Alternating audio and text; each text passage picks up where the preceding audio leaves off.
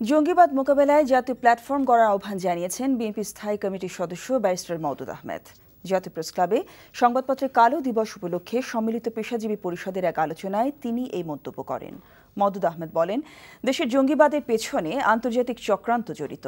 জঙ্গিবাদ মোকাবেলায় সরকার জাতীয় ঐক্যের ডাক দিলে বিএনপি তাতে সাড়া দেবে বলে জানান তিনি।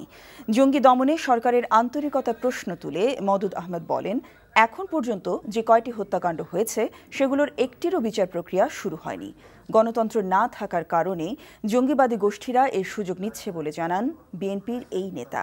তাই অবিলম্বে গণতান্ত্রিক ও প্রতিনিধিত্বশীল সরকারের প্রয়োজন বলে মত দেন মওদুদ।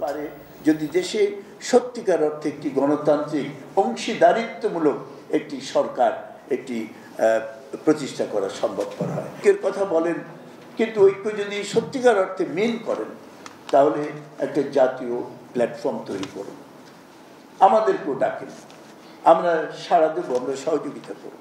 কারণ এটা জাতীয় সমস্যা, এটা কোনো দলীয় সমস্যা নয়।